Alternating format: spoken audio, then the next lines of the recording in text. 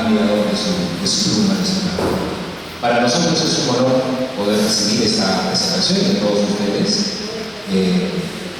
Alex es una persona a quien conozco desde mi llegada a Chiclayo en el año 2007 y todos estos años me han permitido verlo como creador de espacios culturales, espacios virtuales, encuentros, reflexiones desde las redes sociales con temas de cultura y educación.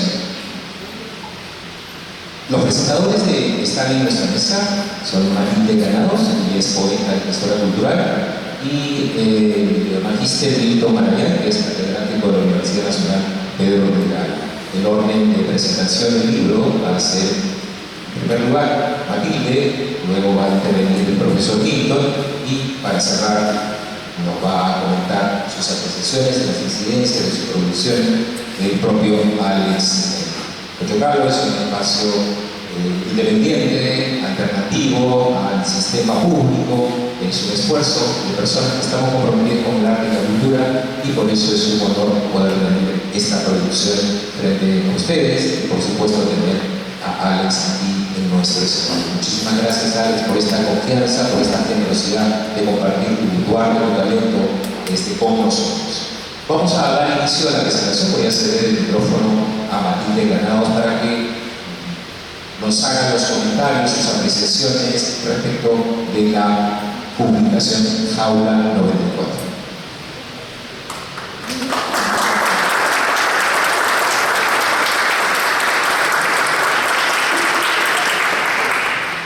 Tengan todos ustedes muy buenas noches. Agradecer a amigo Alex por la invitación a poder quizás dar un comentario como lectora sobre la novela, que desde ya felicito a Alex por esta propuesta y el riesgo que él ha asumido como tal. También agradecerles a ustedes por acompañar en este momento tan importante para Alex, para su familia. Bueno, vamos a empezar. En una ciudad hostil para el desarrollo, crecimiento, promoción y difusión literaria, surge la novela Jaula 94. Llega a oxigenar la narrativa latinoamericana, acontecimiento que debemos celebrar, pues nuestra ciudad carece de una industria literaria que permita un sinnúmero de publicaciones literarias debido a diversos factores que hoy no vamos a discutir. Es por ello que la novela Jaula 94 del escritor chiclayano Alex Neira debe ser valorada, difundida y leída con detenimiento en todo espacio posible, dentro y fuera de la ciudad. Felicito a Alex por tener el valor de asumir el reto de escribir una novela y fijar con decisión el oficio de la escritura en su vida. Ha pasado de la poesía a la novela, mostrándonos esta vez un mundo cercano y personal, pero también nos permite reflexionar sobre el paso del tiempo, el instante, sentimientos de nostalgia y preguntas que flotan a veces sin respuesta. La obra permite interpelarnos sobre la huella que dejamos en los demás, así también sobre ciertos fanatismos que adquieren las personas con el paso de la vida. Jaula 94 es una obra que combina la memoria personal con una profunda exploración de la identidad, la amistad y el duelo. El libro está marcado por la emotiva historia de Guille, un joven cuya vida se ve abruptamente interrumpida por el cáncer. La narración, en primera persona, está a cargo de un amigo cercano que reconstruye su vínculo con Guille a lo largo del tiempo, enfrentándose a sentimientos de culpa, soledad y preguntas que se cruzan sin una voz que responda. Desde el inicio, el tono del libro es introspectivo y melancólico. Se siente la pérdida, pero también el deseo de reconciliación con el pasado. A lo largo de la obra, el protagonista no solo busca entender la tragedia de Guille, sino también su propia transformación como individuo.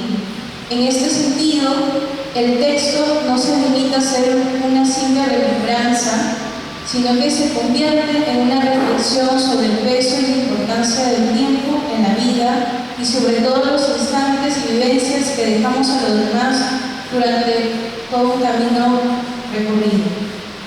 Uno de los aspectos más interesantes de Jaula 94 es la manera en que el autor entrelaza la historia personal con una crítica social más amplia.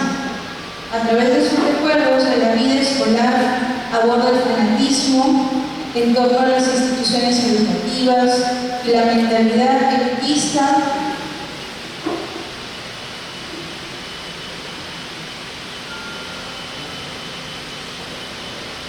que algunos alumnos desarrollan. La obsesión por la identidad del colegio, la segregación social y la discriminación son temas recurrentes que van más allá de la anécdota y nos invita a reflexionar sobre cómo estos valores se arraigan en la sociedad. El libro también destaca por su estilo literario. La prosa rica en imágenes y referencias culturales que ayudan a contextualizar la historia. Este enfoque dota la narración de una atmósfera auténtica que no solo nos habla del pasado del narrador, sino también de la época en que transcurre la historia literaria. En cuanto a la estructura, el libro se presenta como una serie de episodios fragmentados que en su conjunto forman un mosaico de recursos y reflexiones. Esta técnica permite que el lector experimente el mismo proceso de reconstrucción que atraviesa el protagonista. Un intento de darle sentido a la vida de Guille y al mismo tiempo a su propia existencia. En conclusión, Jaula 94 es un libro cargado de emotividad y profundidad. A través de la historia de Guille y su amigo, nos enfrentamos a cuestiones universales como la pérdida, la identidad, el paso del tiempo, la nostalgia. Es una obra escrita de introspección y al mismo tiempo que nos ofrece una mirada crítica de ciertas estructuras sociales. Con un estilo cuidado y una narración que fluye entre lo íntimo y lo reflexivo. Estoy segura que Guille o Luis Alberto Carrillo Flor, amigo de Alex, debe estar muy feliz porque Alex ha logrado traer su presencia a un presente eterno a través de Jaula 94. Muchas gracias.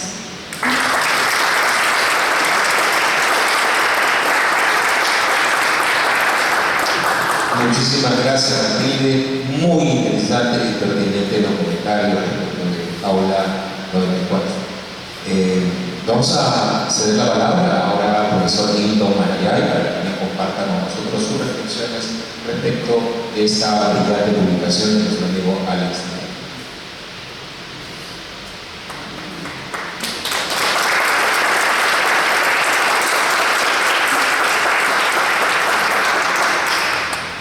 En primer lugar,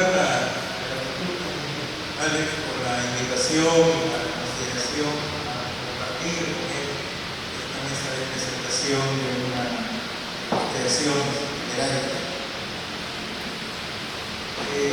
Yo siempre en estas presentaciones sitúo comentarios desde una perspectiva que está ligada a la trabajo del profesor.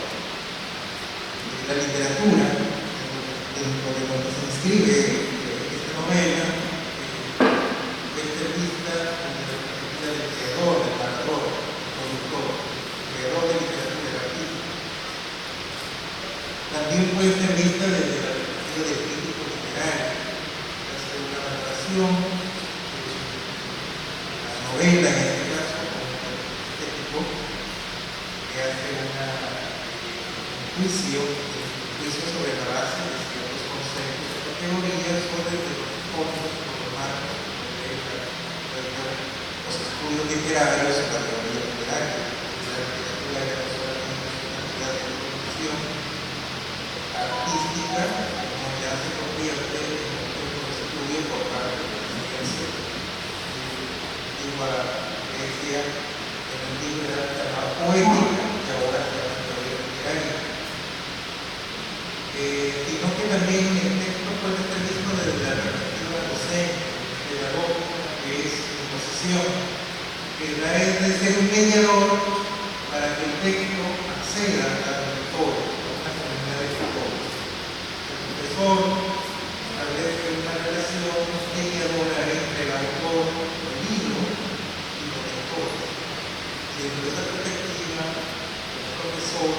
puede señalar algunas pistas, algunos enclaves, algunos puntos que pueden ser relevantes como una ruta de lectura para la comunidad de lectores. Entonces esa es mi perspectiva y desde ese punto de vista puedo discutir algunas ideas en torno a Jaula 9.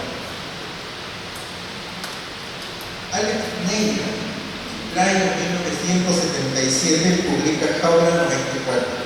En Chiclayo, por Prometeo desencadenado, año 2024. Es una novela de 288 páginas. Está organizada en 17 capítulos, más un epílogo.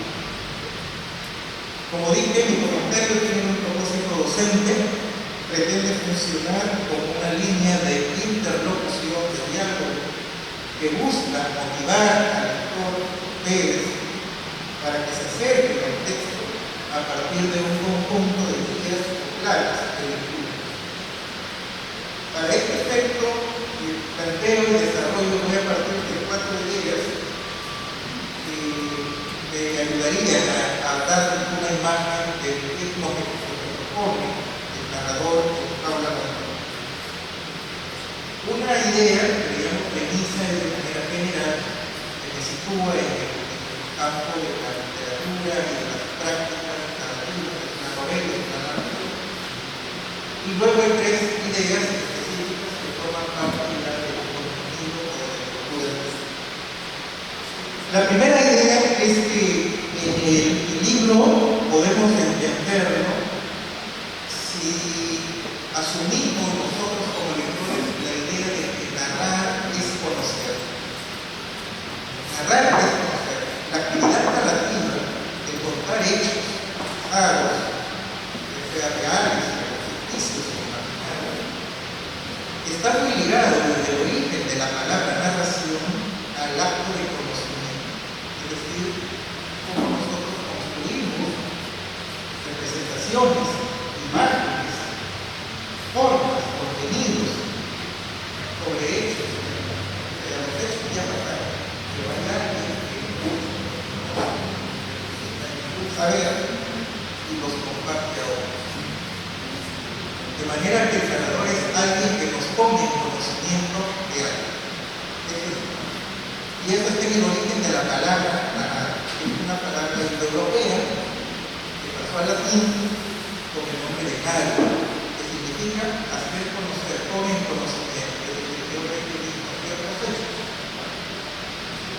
Los tengo en saber y los comunico, le hago saber. Al hacerme saber, le narro, le pongo en conocimiento.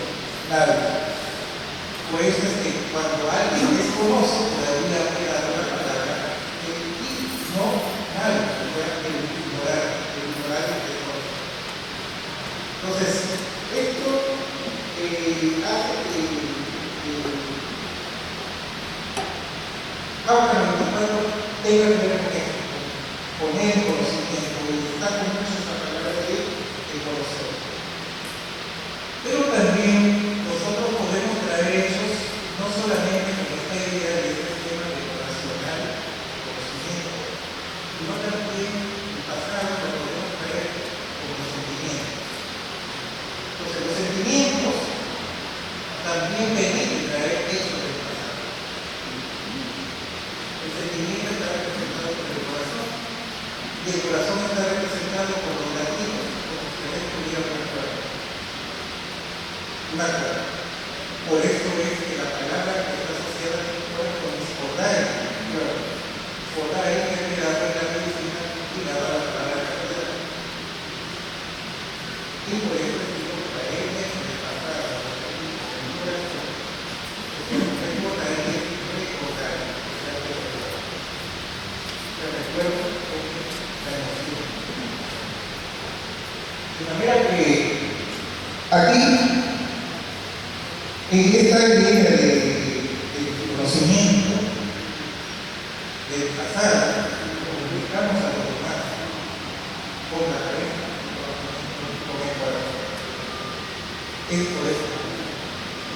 Y estos son los elementos que están en el libro de la página 226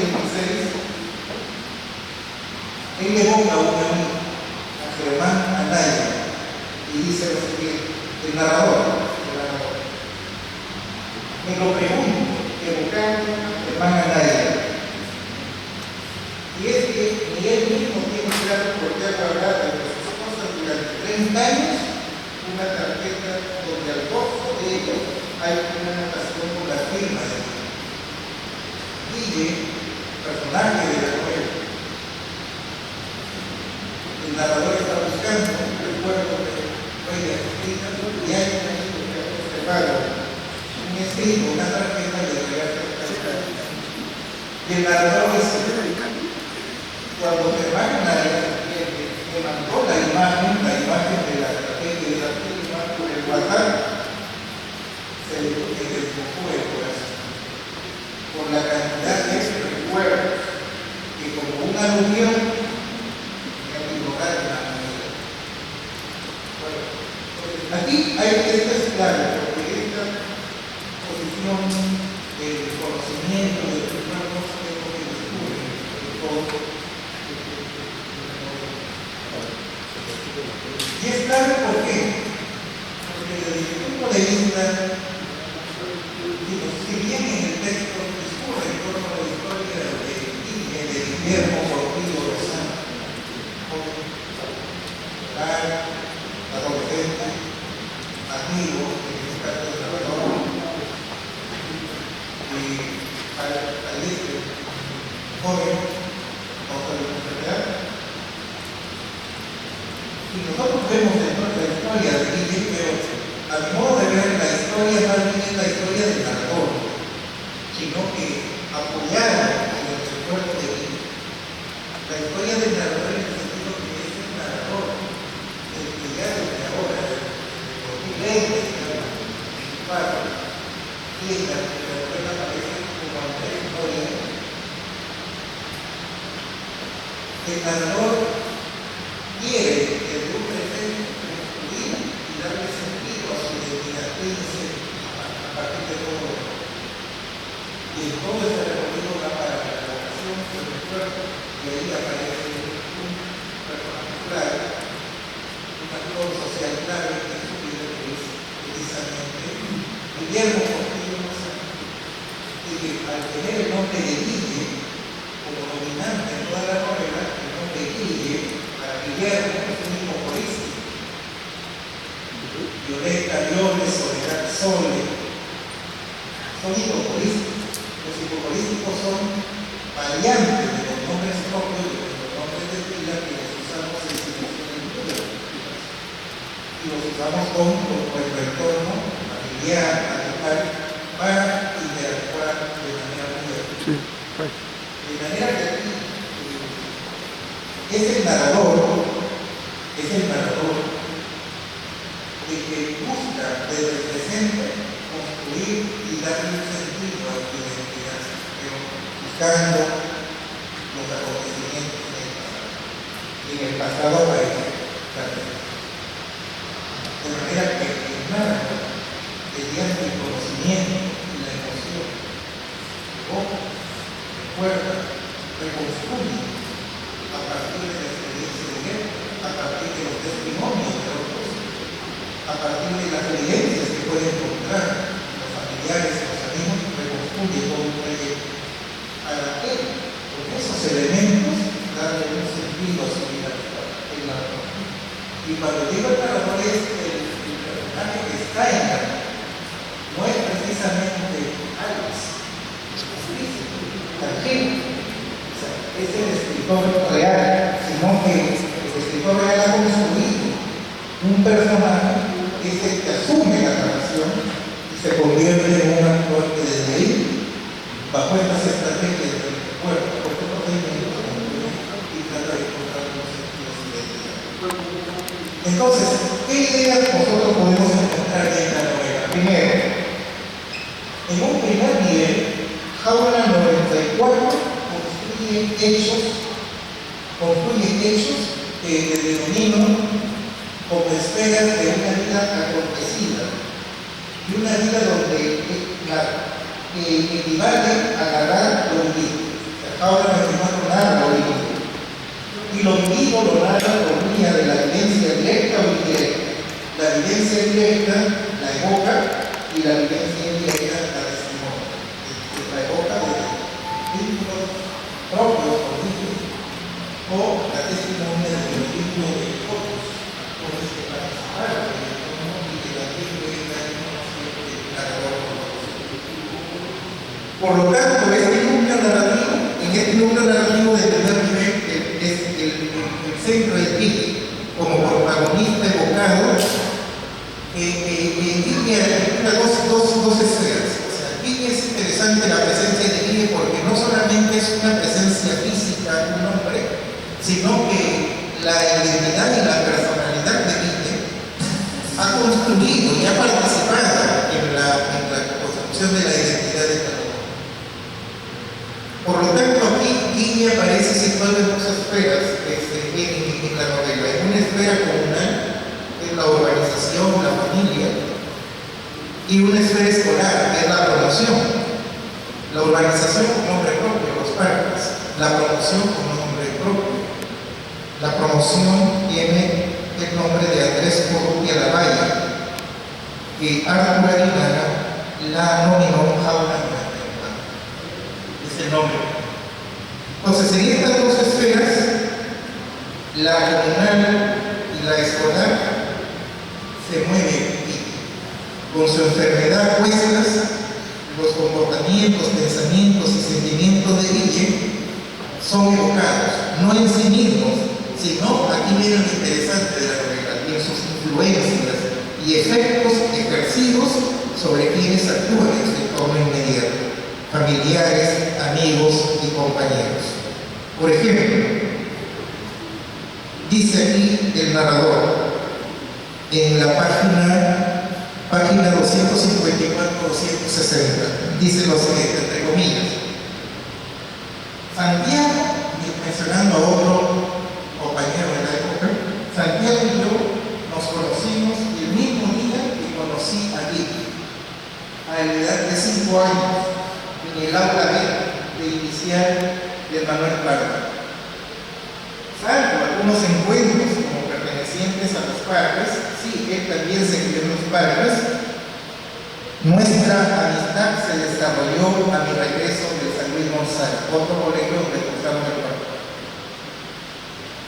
El narrador dice: cosa curiosa esta, que las personas más influyentes en mi vivir, ahí es interesante, que la identidad actual se construye desde las influencias, desde la vida social, desde las interacciones, en tres niveles: comportamientos, conductas, conocimientos y sentimientos, que son la totalidad de lo que somos como integralidad humana. El hacer es nuestros comportamientos, el conocer nuestros conocimientos y los sentimientos, el sentir.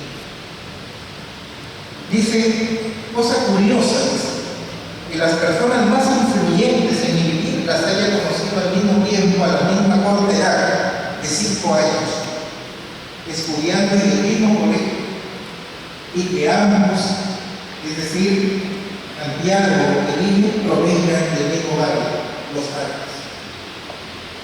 Entonces, esta presencia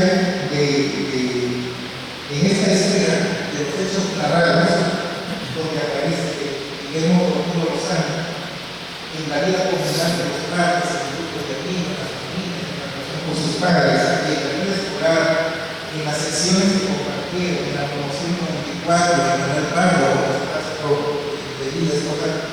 En estos espacios, Guille se va desdoblando y va comunicando una serie de acciones que van construyendo la identidad o van aportando, van contribuyendo a la identidad actual del narrador. Entonces, esta es una primera premisa que considero es la que está en él. Y aquí también en relación, Guille muere, pero también simbólicamente en los sentidos, en los símbolos de la novela. Guille, a pesar de su muerte, es una entidad que da vida.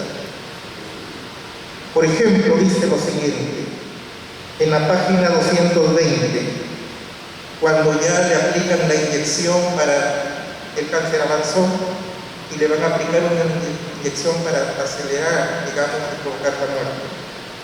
Dice, luego de suministrarle la inyección, el doctor Castillo Peralta a Guille, en una tarde de invierno no tan fría como el cuerpo de este angustioso papá, Guille, desde su cama, mirando hacia el otro extremo de la habitación donde don Guillermo se mantenía inmóvil, con las palmas pegadas, le alzaría la mano con el puño cerrado y el dedo pulgar hacia arriba.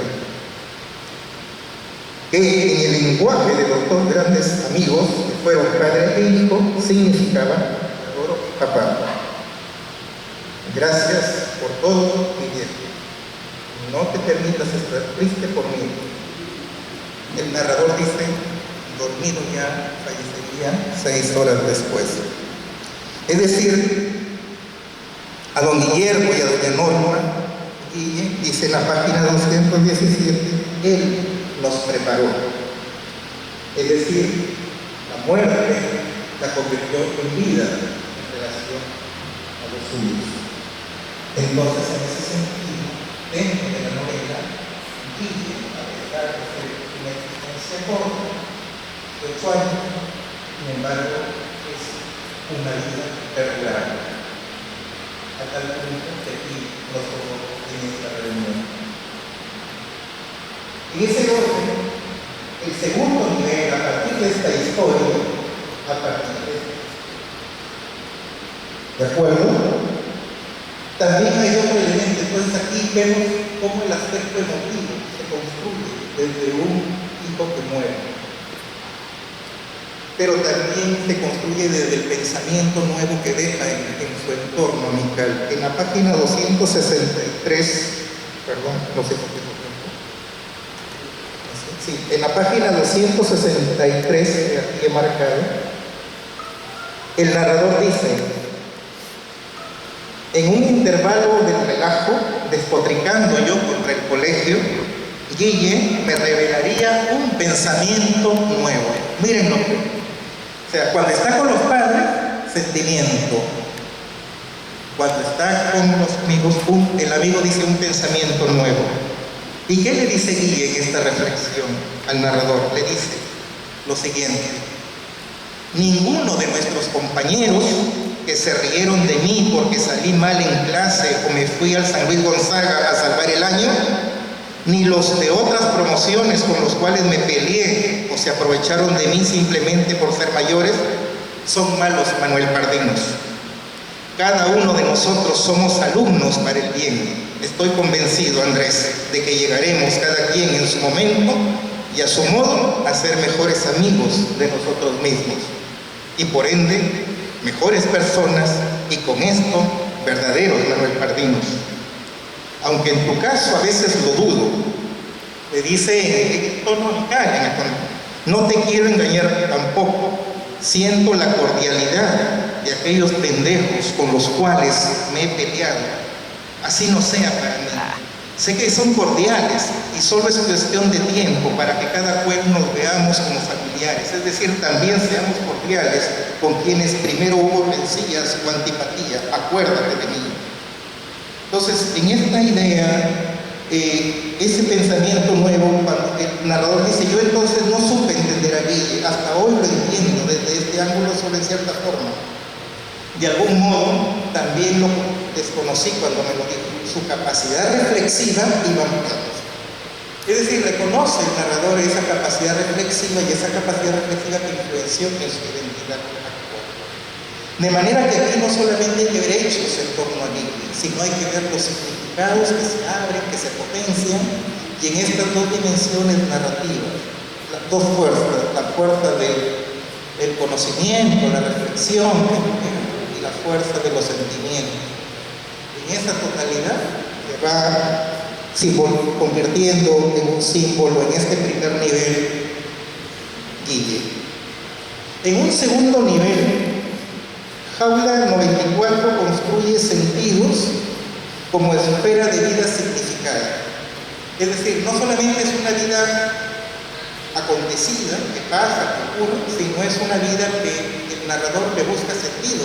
porque el narrador parte de los hechos vividos no para quedarse con los hechos vividos, sino esos hechos vividos, ¿qué significan para mí o qué significaron para mí? Y con esos significados yo poder encontrar aquellos núcleos conceptuales, emotivos y de comportamiento que me permitan construir mi identidad actual, que me permitan transitar hacia adelante. Y en el tránsito del narrador, en su vida misma, aquellos que formaron parte de su tiempo pasado se inscribieron sus huellas en él. Pero él lo inscribe a través de sentidos. Y esos sentidos son varios. En primer lugar, por ejemplo, el autoconocimiento. Es claro que el narrador está convencido de que nosotros podemos desarrollar y construir nuestra identidad si hacemos un ejercicio de autoconocernos, de la autorreflexión. Segundo, la creatividad.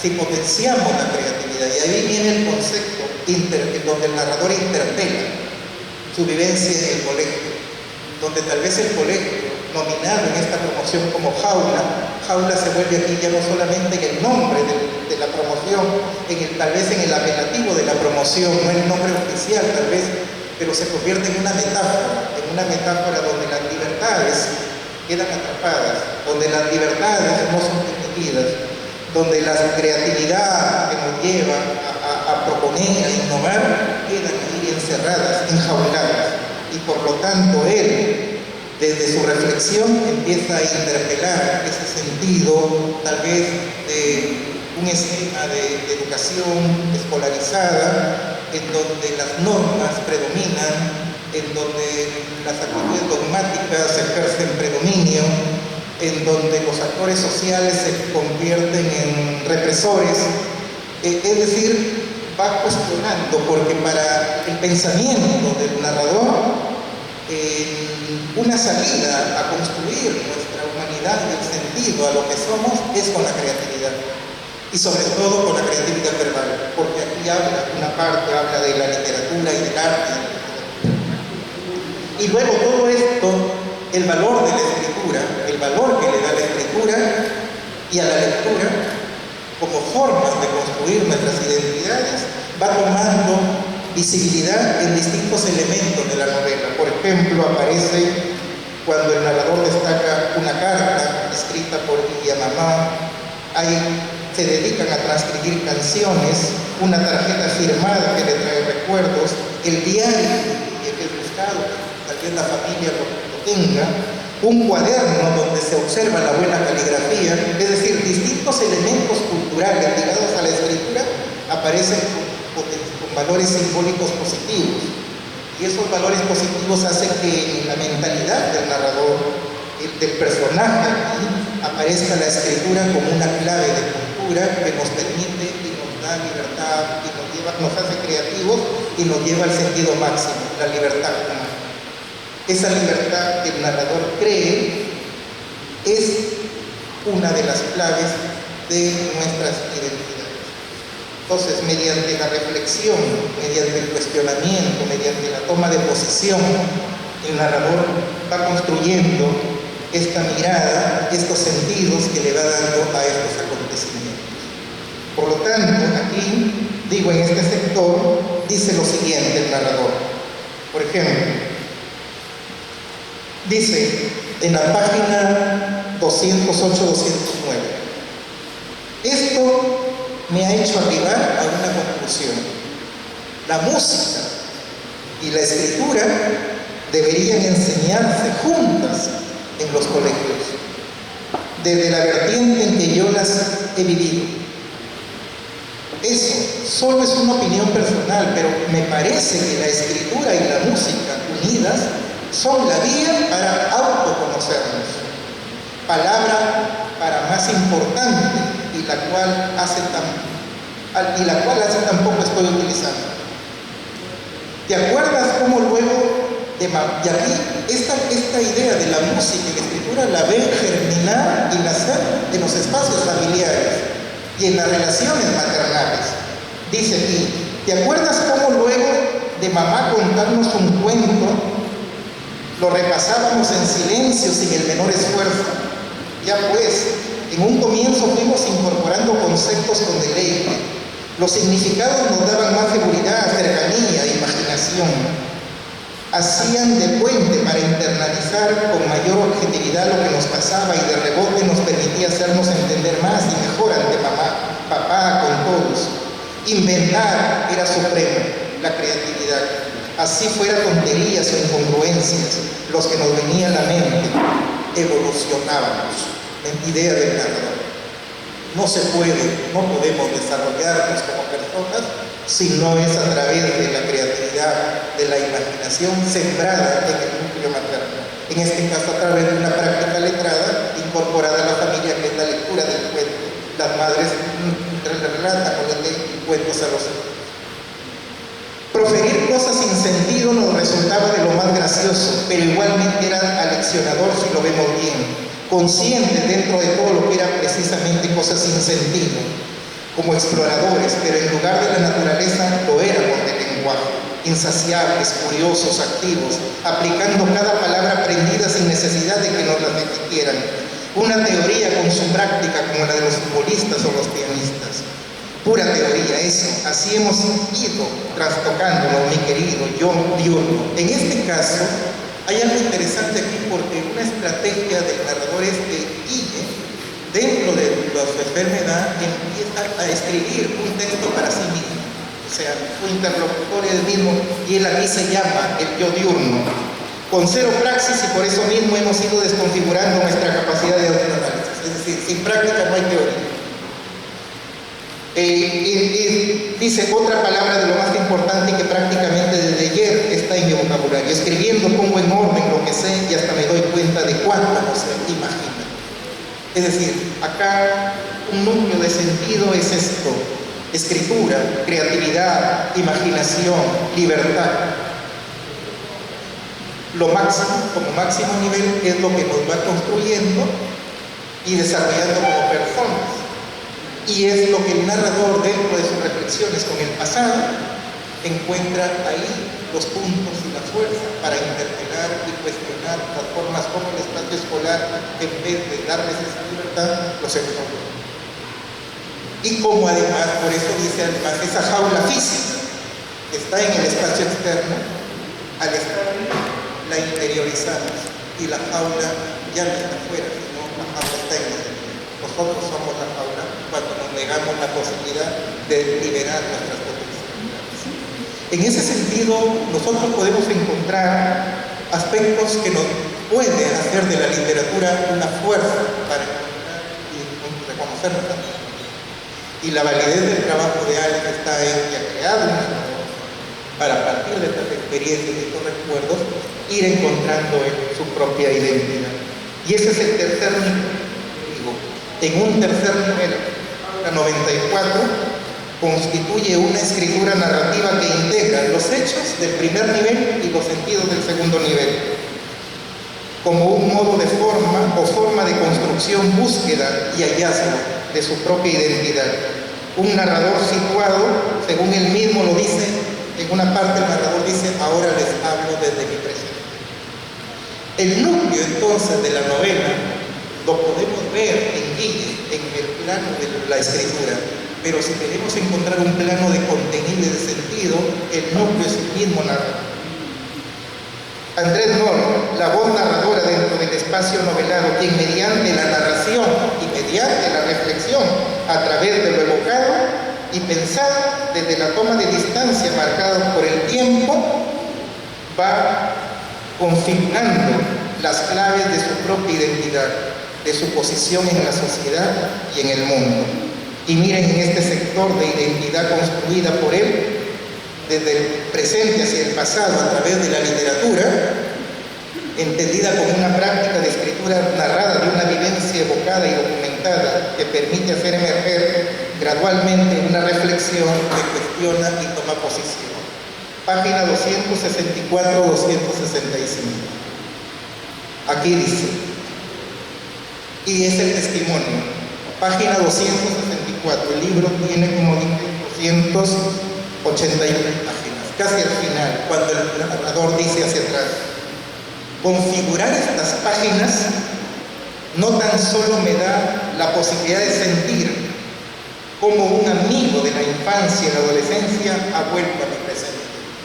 Y esa es una vida corta de Guille, en lo físico, es una vida perdida. Algún poeta peruano pudo decir o dijo: me moriré de vida, pero no de tiempo. Me da la posibilidad de sentir como un amigo de la infancia y la adolescencia ha vuelto a mi presente, sino que esto ha ido ocurriendo en capas sucesivas. Más que transcribir o hacer memoria, redactar estas líneas, lo comprendo ya, lo entendió. Me ha permitido descifrar mi interior al mismo estilo que las escrituras superpuestas de un palincesto.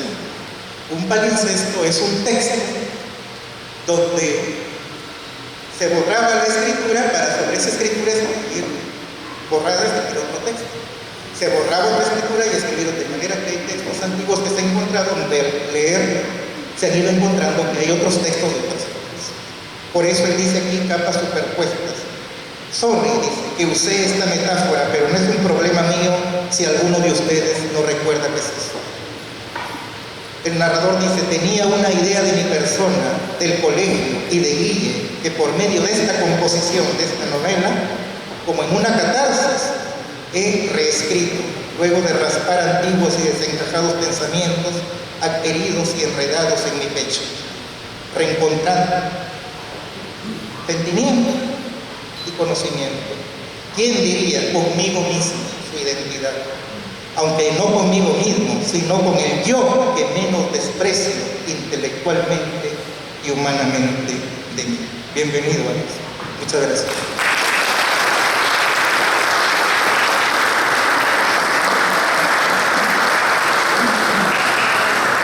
Muchísimas gracias, profesor Milton. Extraordinaria su intervención de análisis del texto que nos regala Alex Neira. Con este bloque, con la participación del profesor Milton Manayay, hemos terminado la parte de la presentación. Ahora vamos a tener el momento de testimonio respecto al proceso creativo o las anécdotas o apreciaciones que él pueda tener respecto de esta noche o la propia historia de su vida como escritor, si él lo quiere, obviamente. Las varias cosas que se han comentado coinciden que la escritura de Alex en Jaula 94 nos invita a un proceso como arqueológico, ¿no?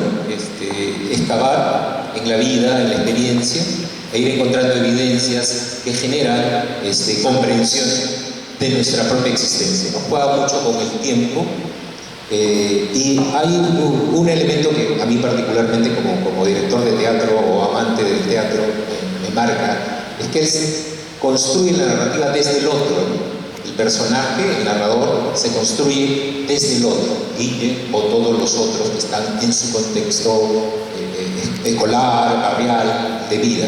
Eso es muy interesante y lo comento porque en esta auditoría hay algunos alumnos de teatro y quiero motivarlos también a leer obras de teatro, narrativas, poesía, que nos inviten a eso, ¿no? A procesos interpretativos de reconocer cómo se construyen los personajes, ¿no? Y Jaula 94 nos habla del personaje que tiene reflexión, que tiene vida, que tienen relación y que son en función del otro o los otros. No voy a decir más nada porque no estoy en calidad de presentador, sino voy a dejar el micrófono a Alex Neira, a quien le regalamos por favor un fuerte aplauso por este gran regalo literario que nos hace.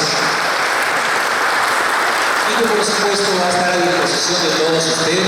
Tienen la mesa donde Alex va a firmar los autógrafos con una fotografía de regalo, así que vayan analizando la billetera para que esta noche se lleven Jaula. No puedo evitar mi rol de productor también. Sé lo que cuesta hacer arte y hay que ayudar con la valorización, no solamente simbólica, sino la valorización económica. Eso sostiene el arte. Alex. Wow. Realmente muy emocionado, muy agradecido. Nunca imaginé que una cosa nació desde una habitación oscura, una madrugada. Voy a ser un poco más franco, digamos, voy a ahondar un poco más en mí. Lucho nació, es Lucho, ¿no? Guille es Lucho. Lucho Hoy estuve recordando algo que le dije a su papá y que no está en el libro. Cuando Lucho, digamos, abandona este planeta, él y yo estábamos, por así decir, más que peleados. Y me acuerdo que cuando vamos ese 26 de julio al cementerio, yo tenía 17 años, yo no me acerco, yo no lo veo mucho. Yo estoy allí y comienzo a caminar, no conocía ese cementerio, comienzo a caminar, no supe comprenderme a mí mismo, o sea, no supe entender qué era lo que yo sentía. Y como yo he sido esas personas, y lo digo en el libro, que me he sabido siempre olvidar las cosas que me perturban, he sido, mejor dicho, un inconsciente, lo oculté muchísimo tiempo, pero pasaba así por su casa y con el tiempo me di cuenta que era un cargo de conciencia. Entonces, muchos años después, llegué a casa pasado de copas y curiosamente, para llegar a mi casa caminé por su casa y en ese estado emborroné el papel, ¿no? Y comencé a escribir. Al día siguiente lo miré y de pronto, como un hilo, ¿no?, se comenzó a deshilachar la historia que ahora presento a la sociedad. Estoy infinitamente agradecido con Matilde y con Milton por la forma tan única que cada ángulo, Matilde es y ha sabido estructurar muy bien sus ideas y su artista que ha impulsado, ¿no?, como un rompecabezas armado, él ha sacado las piezas y me siento gratificado y a la vez impresionado, gratísimamente impresionado. Ahora bien, los voy a castigar porque yo le decía a mi esposa, al amor de mi vida, a Ingrid, ¿no?, quizás aprovecho para decirlo, el eslabón que cerró ese círculo que porque nunca me consideraba completamente equilibrado, pero ella como que el equilibrio que llegó a mi vida, y es necesario decirlo, aprovecho este interino, entre paréntesis, ella tampoco está en el libro, y los voy a castigar porque vamos a leer juntos unas palabras, y después viene el brindis y comemos, ¿no? Ella, Ingrid, me ayudó mucho cuando yo le conté la historia de Lucho en casa y me dijo, oye, escríbelo, y muchas cosas más me ayudaron. Ahora bien, acá están mis papás. Yo soy muy crítico con mis padres en diferentes contextos, ¿no? Acá está mi madre y hay algo que quiero aclarar. Cuando yo he vuelto a leer el libro, porque yo lo termino en el 2020, no me gusté a mí mismo, me gustó el libro, pero no me gustó el Alex que me escribió con respecto a lo que yo pongo. Y fue quizás un ajuste de cuentas, ¿no? De un niño que estaba grande. Fue algo infantil, creo yo, porque mi madre es quizás lo más básico, lo más esencial para mí, incluso más que mi padre, pero en el libro es al revés. Pero yo a veces también recapacitando, y ahora más que nunca, porque han pasado 4 años, me digo a mí mismo, Alex, pero si mañana se fuera mamá, ¿cómo lo tomarías? Entonces me pongo a pensar que sería mucho más doloroso, que incluso, y no porque no la quiera menos a mi padre, que es el que más admiro, ¿no? Y lo digo en el libro, sino porque mi mamá ha sufrido mucho conmigo. Yo soy un chico muy desencajado, y en el libro soy ácido un poco, y al final digo que yo todo lo que tengo es por ella, ¿no? Y quiero dejarlo claro, si es que ahí no llegamos a esa página. Yo creo que los padres no están preparados para los hijos, y nadie va a una escuela para ser padre. Yo ahora soy padre, y mi mamá, quizás en su afán de protegerme, y que tanto nos protegió, hizo cosas, ¿no? Pero somos sobrevivientes, y yo la adoro, y quiero dejar eso clarísimo. Donde vaya, donde esté, siempre será un reflejo de la luz de mi madre. Ahora sí, quisiera que juntos leamos unas palabras, pero antes de ello, también quiero enaltecer algo de estas personas. Yo le dije algo a Ingrid, y me dice, pero tú puedes hablar improvisando, ¿no? Tú puedes decir cosas, y conforme hablas las puedes ir hilando. Yo le digo, sí, Ingrid, pero a cierta edad uno no puede decir palabras de más, ni puede dejar palabras en el tintero. Hay que madurar y hay que poner las cosas por escrito, así seas una persona aventajada para hablar en público, si tengas mucha facilidad, despacio. Una persona que quiere ser profesional, quiere ser exacta. Y yo felicito a estas dos personas porque cada una ha venido desde su esquina, digamos, desde sus estudios. Y qué lindo que redacten y que por escrito, pese a que lo pueden decir de manera oral, se han tomado el trabajo de precisar, porque no se les ha escapado nada. Y no se ve mucho en Chiclayo eso. La gente está acostumbrada, ¿no? Los que se dedican a la cultura, a no exponer sus ideas por escrito, o sea, mediante un texto también. Y ahora sí, sin más, sufran un rato, porque vamos a leer lo que les acaban de dar. Nos entregan unas copias para acá, Ingrid, los que estamos hablando, por favor. Sí. No, para poder leerles. Lo leo y a ver si aprendes. Disculpen, yo sé que yo mismo, cuando voy a veces a presentaciones, me salgo. Pido un poco de paciencia. Lo voy a leer porque creo que hay cosas que van más allá del libro, que se conectan ahorita de una manera ideal. Y dice así. Todos tienen su copia, ¿no? Síganme, por favor. Dice así. Estoy honrado de estar ante ustedes por la presentación de mi novela, Jaula 94, en memoria de un amigo que murió hace 29 años, Luis Alberto Carrillo Yontón. Ahora bien, quisiera que me acompañen en la lectura de un texto que he compuesto en relación con otros amigos, pero donde Lucho, así le decíamos al protagonista de mi novela en la vida real, será el hilo conductor. Y lo pienso hacer por medio de 3 frasecitas, 3 pensamientos de otro amigo, pero que nació y murió antes de la llegada de Jesucristo, hace 22 siglos.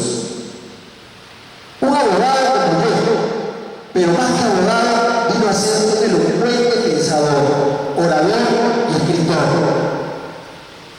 La gratitud no es solo la mayor de las virtudes, sino la madre de todas las demás.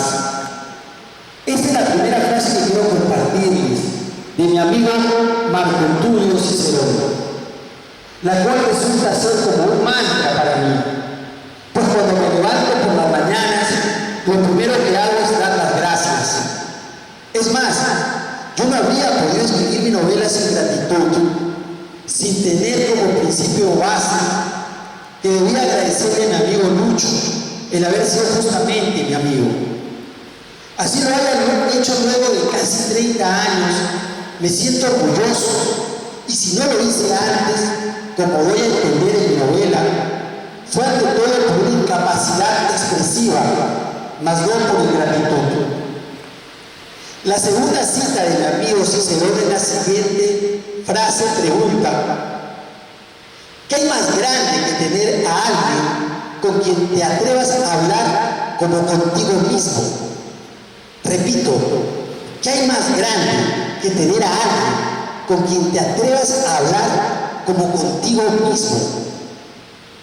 Marco Tulio Cicerón nació en un tiempo muy lejano, pero esta pregunta sin parangón es tan fresca como la brisa que en este preciso instante nos llega desde Pimentel.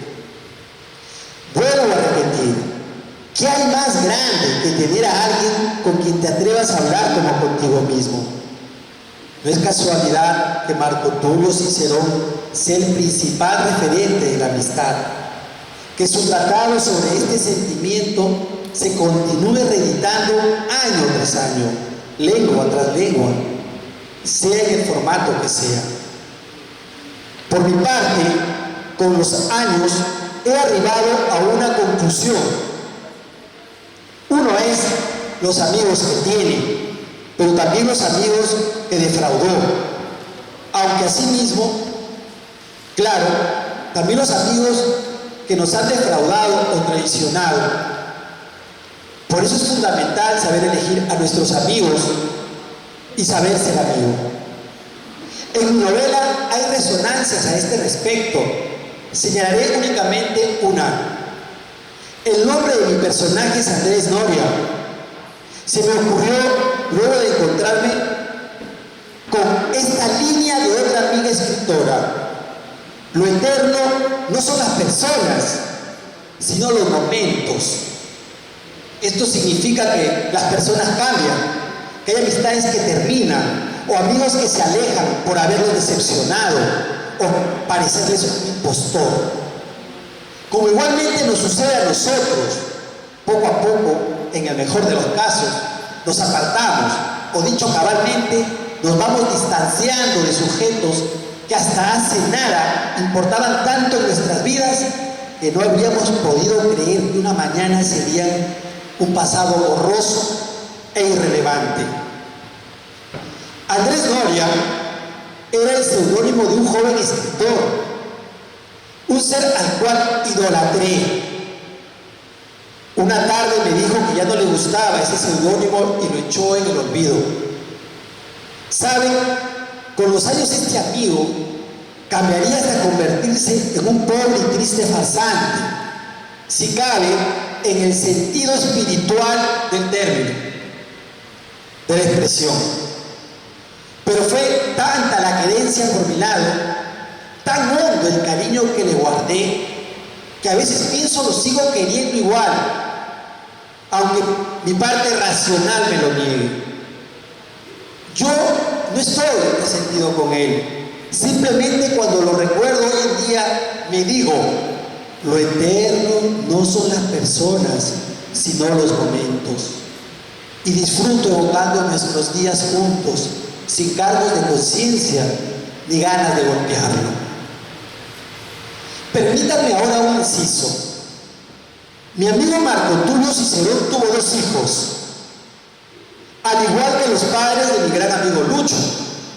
Y también como ellos, tuvo que afrontar la pérdida prematura de uno de estos.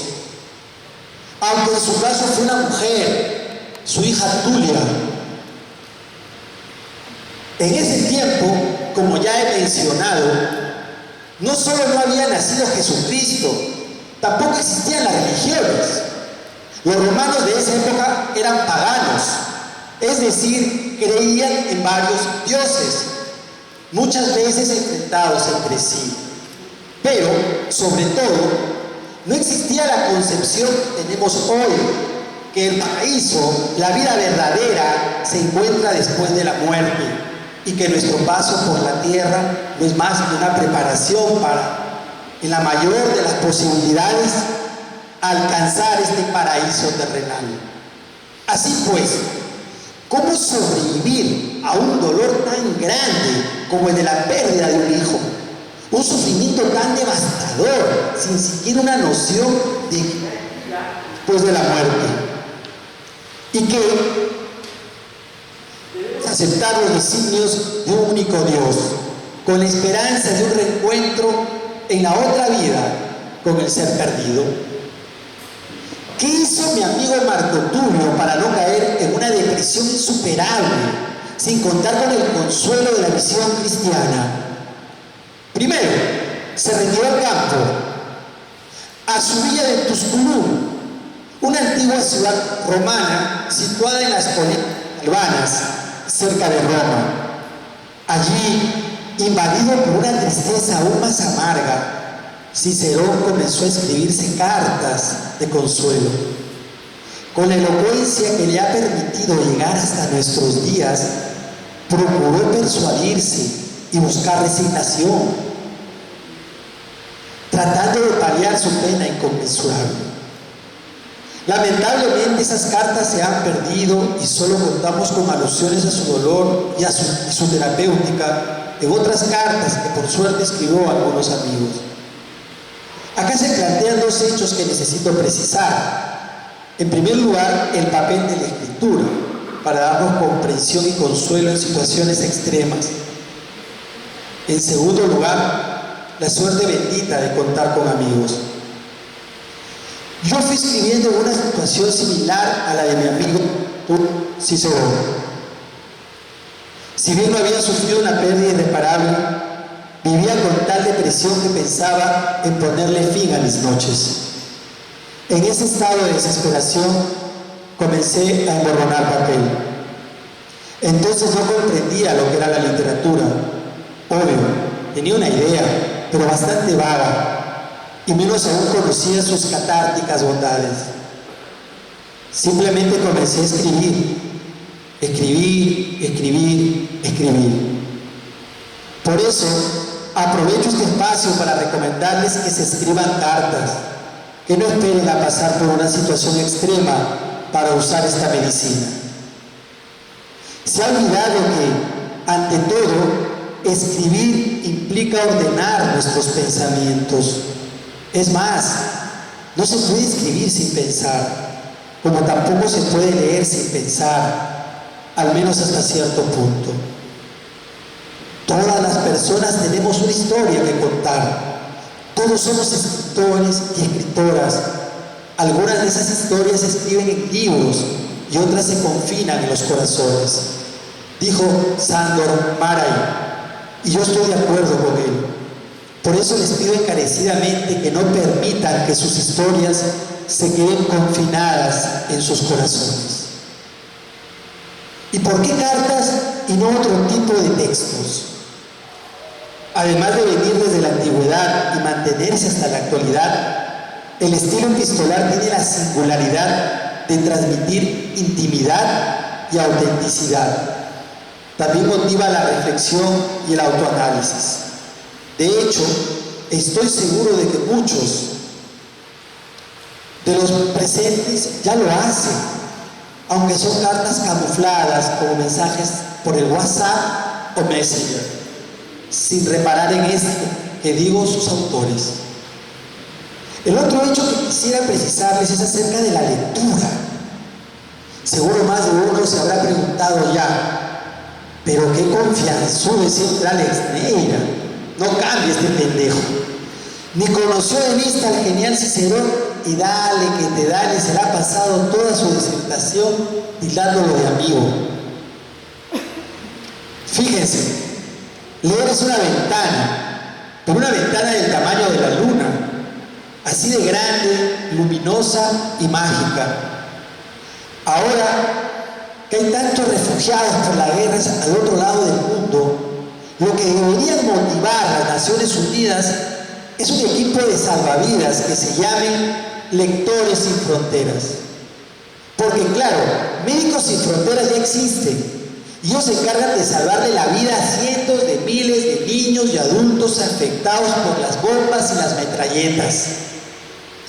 Pero, tal y como señaló Federico García Lorca, la agonía física, biológica, natural de un cuerpo por hambre, sed o frío, acá incluyamos guerras, dura poco, muy poco, pero la agonía del alma insatisfecha dura toda la vida. Y una persona que no conoce la ventana de la lectura es una persona insatisfecha, con hambre, sed o frío en su interior. Y lo peor es que anda por ahí sin siquiera saberlo, porque no se puede valorar lo que no se conoce. Yo, desde que decidí aferrarme a la escritura, cada vez que doy con un autor que me impacta, lo considero mi amigo del alma. No un simple autor, no, eso nunca jamás. Porque sus pensamientos me acompañan a tal punto que podría encontrarme en una isla desierta, pero jamás solo, ya que sus altos pensamientos me dan paz y esperanza. Y eso tiene relación con lo antes remarcado, dado que todos podemos leer, pero no de la misma manera. Y ese equipo, Lectores Sin Fronteras, que iría a leerles a niños y adultos sin casa, en la desgracia, seguro enfermos o amputados de algunas extremidades, aunque de entrada les parezca a algunos de ustedes una tontería, precisan que se les muestre que, pese al calvario en el cual sobreviven, tienen a la mano la belleza. Basta con abrir un libro incluso por la hoja que sea. Ojo, hasta el Padre Nuestro es un poema, como la Biblia es un largo texto. De ahí la importancia de saber leer, de leer con devoción. Me acuerdo ahora de otro amigo, Nicolás Maquiavelo, que tan mal visto ha quedado para la posteridad, de quien proviene el adjetivo maquiavélico, que significa astuto y engañoso. Pero lo que no se ha enterado la mayoría de las personas es que este señor fue un concienzudo escritor y ante todo un devoto lector. En una carta fechada el 10 de diciembre de 1513, Maquiavelo le cuenta a su amigo Francisco Vettori que luego de haber pasado el día afuera, se instala en su escritorio y me nutro de ese alimento que solo a mí me pertenece y para el cual nací, y no me avergüenzo de hablar con ellos. Se refiere a los autores de los libros que va leyendo, y de preguntarles la razón de sus acciones. Y ellos con gran humanidad me responden, y durante 4 horas no siento aburrimiento alguno, olvido toda angustia, no temo la pobreza, no me asusta la muerte, me les entrego entero.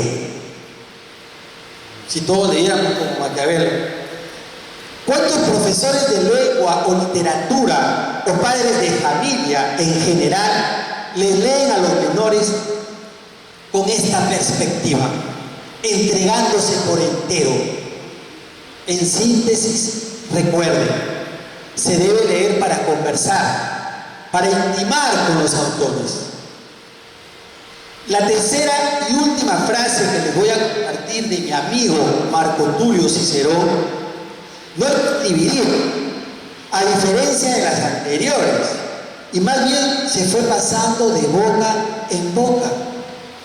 La pronunció a punto de morir, unos breves segundos antes de ser asesinado por uno de los 2 sicarios enviados por su enemigo político, Marco Antonio. Ya en ese momento el nuevo César: acércate, soldado, no hay nada correcto en lo que estás haciendo, pero al menos córtame la cabeza correctamente.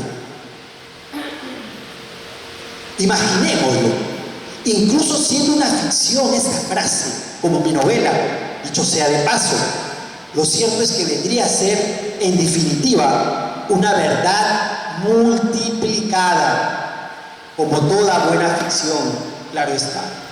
Pues qué duda cabe, este ilustre señor se caracterizó por su temple y dignidad. 2 años después de morir su hija Tulia, a la edad de 64 años, a mi amigo Marco Tulio Cicerón le tocó también fenecer, aunque en circunstancias muy distintas. Y es que, una vez asesinado Julio César, asimismo Marco Antonio, apoderándose del Senado como su antecesor, daría inicio a una purga entre sus enemigos, donde Cicerón figuraba en la parte superior de su lista. Pero no únicamente lo degollaron a mi amigo Marco Tulio, el filo de una espada también le cortaría las manos, llevando sus partes amputadas a rostra, la tribuna de oradores, donde se expusieron como trofeos, justo en ese lugar en el cual muchas veces había sido aclamado, y por nada más y nada menos que defender la verdad y la justicia, de luchar para que la República Romana no decayera en una dictadura. Pero pregunto, cortándole la cabeza y las manos, ¿lograron su objetivo sus abyectos verdugos? Fue ya muy tarde. Sus ideas, sea por medio de su palabra o por los textos que redactaron sus manos, ya habían impregnado en muchas mentes, así como la tinta que trazaron sus oraciones en diversos papiros y pergaminos. Para acabar, ya agradezco la presencia de don Lucho Carrillo y doña Norby, así como la presencia de Juan Carlos, único hermano de Lucho. Como he señalado en mi libro, sin el apoyo de la familia Carrillo y Ontón, me habría sido imposible componer esta novela. Ahora bien, en este día en especial, también quiero agradecer a dos compañeros de estudios del colegio, de la promoción 1994 del Colegio Manuel Pardo, pues sin su ánimo y su sincero deseo de querer leer mi novela cuando todavía era un mecanuscrito, ella habría continuado entre mis tantos archivos de Word.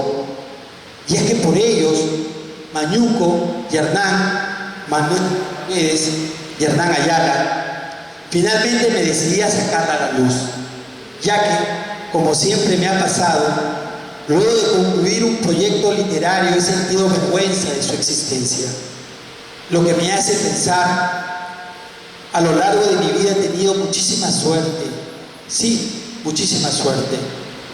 Tengo amigos de verdad y cada día conozco gente que me causa admiración. Por ejemplo, ahora estos compañeros de colegio son mis amigos. Debido a mi novela, nos hemos reunido ya varias veces y cuando estamos juntos, el tiempo desaparece. Gracias, hermanos. No pueden imaginar lo que hicieron por este loco. Por último, como Plinio el Viejo, un escritor también de la antigua Roma, pero que vivió ya bajo el imperio de los Césares, la gran narradores en ese periodo debieron ganarse los callejones de una Roma congestionada y multiétnica, gritando: dame una moneda de cobre y te contaré historia de oro. Y yo, en igual medida, si ve en sentido inverso, también grito: gracias, Lucho, mi gran amigo de la infancia y la adolescencia, mi hermano de la vida, por darme tu historia, una historia de oro, que me ha convertido en una mejor persona. Y a cambio, yo le entrego al mundo una moneda de cobre. Sí, porque detrás de esta novela, para algunas personas una obra de arte, se encuentra justo una moneda de cobre. Mi maltrecho y oxidado corazón. Muchas gracias.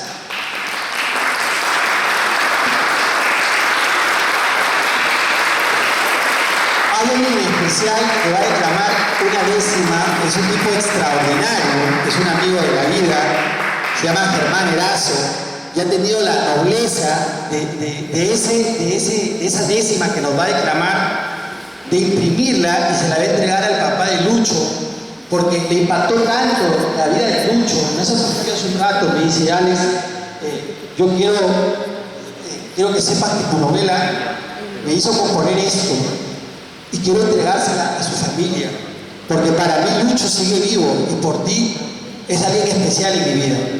Por favor, invito a Germán Erazo, lo voy a presentar. Él es un tipo como yo, que no tuvo maestro en el sentido artístico, ¿no? Yo no vengo de una familia de artistas. Él se hizo solo y es un declamador que ustedes ya no necesito decir más, y te cedo la palabra. Germán, no me sorprende.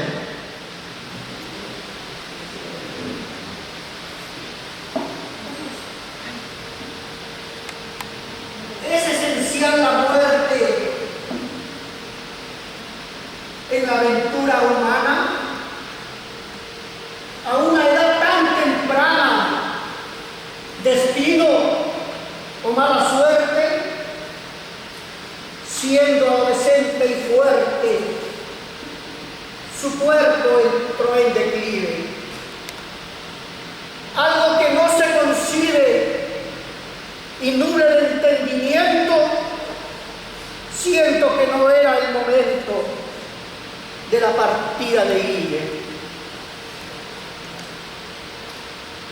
En el ácido sabor de estas líneas que escribo,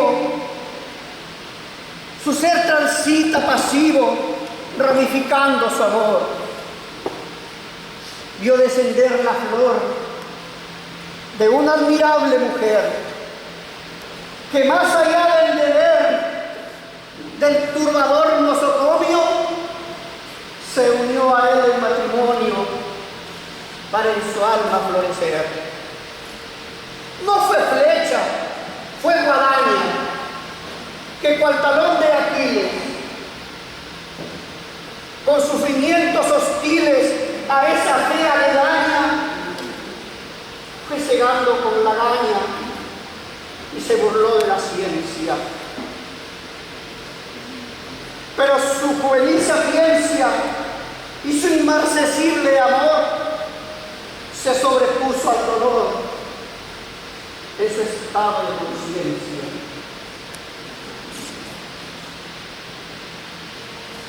Aceptó el desgarrador fuego y diluyó a la muerte en un trance sorprendente bajo el lóbrego sosiego. Su lágrima en sonoro vuelo dejó una hoja manuscrita. Ahí Guille resucita junto a sus padres y hermanos. Ahí se entrelazan las manos con su cósmica visita. Germán, gracias. Chicos, vamos a terminar. Mi hijo me dice unas palabras. Por favor, antes, por favor, yo hijo, que has entendido que mamá me acaba de decir. Este es un regalo ya para mí. A ver si lo educo yo para que le guste la lectura como me guste a mí, ¿no? Gracias, papá. La verdad no pensé que me ibas a dejar decir unas palabras, pero bueno.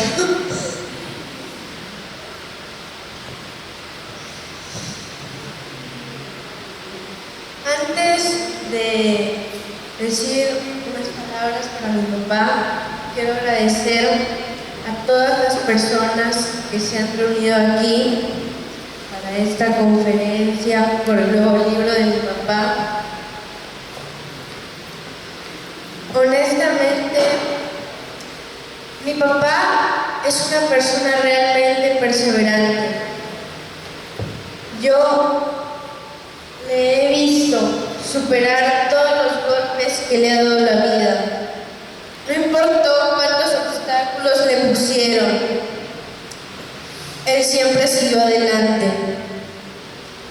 Él es una persona a quien yo admiro mucho y estoy profundamente agradecido con las personas que lo han ayudado para llegar a un punto tan alto. Realmente no saben lo emocionado que estoy yo y mi familia porque mi padre haya logrado hacer esto. Muchas gracias.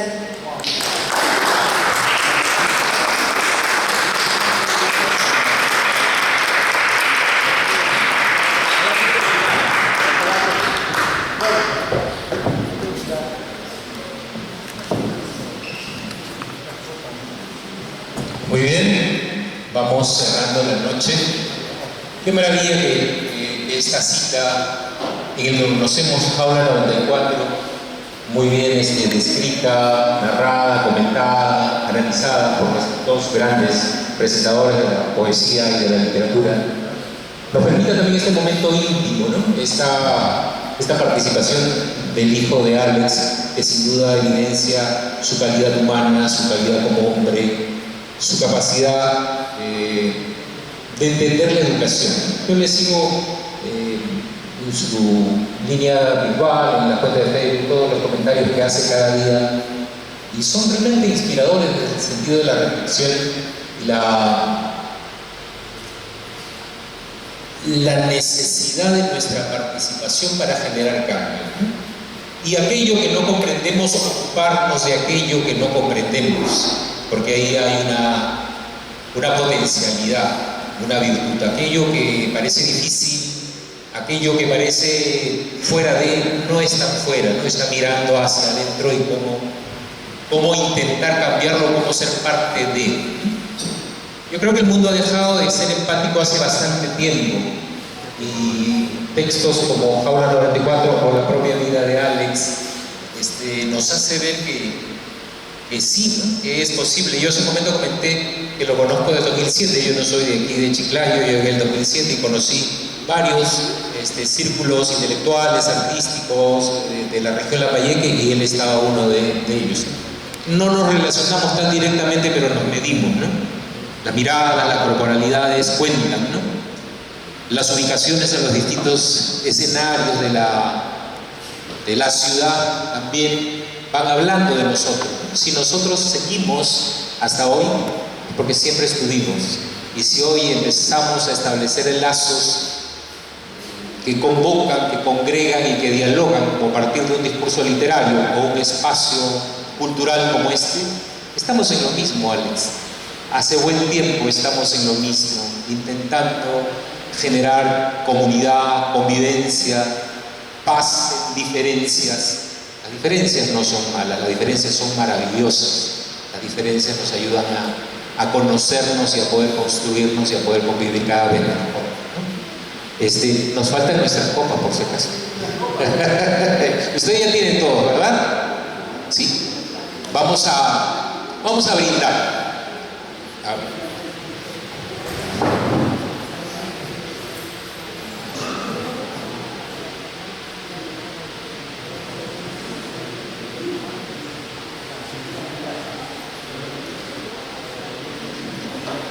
Vamos a brindar por este gran regalo, este producto literario que Alex nos regala esta noche, por lo que contiene, que es un gran mensaje, ¿no? Una construcción en el otro, en personas que no están aquí, como Guille o como los amigos de Alex en la historia de la literatura, del arte, del mundo, desde la antigua Roma, Grecia. Están con nosotros, ¿no? Están con nosotros porque quieren hacer mejor de nuestra humanidad. Muchísimas gracias, Alex, por este regalo de presentar tu libro aquí en Ochocalo. Quienes presentamos este espacio nos sentimos muy, muy honrados de que hayas elegido nuestra casa. Usted, maestro Milton, que ya es caserito, Matilde también. Las consonancias ocurren por otras razones que no son precisamente las narrativas verbales o literarias, como en este caso, sino también las otras narrativas que tienen que ver con un estado emocional, con una convicción por lo que debemos hacer. Yo te deseo muchísimos éxitos con esta producción. Estoy seguro que va a tener un gran impacto a nivel nacional y, por qué no, también a nivel internacional. Y espero que tu carrera siga considerándose, porque este trabajo es realmente brillante, es realmente maravilloso. Salud por ello, muchachos, por el éxito de Jaula 94 y por la continuidad de la carrera de Alex Neira como escritor. Salud, salud a todos.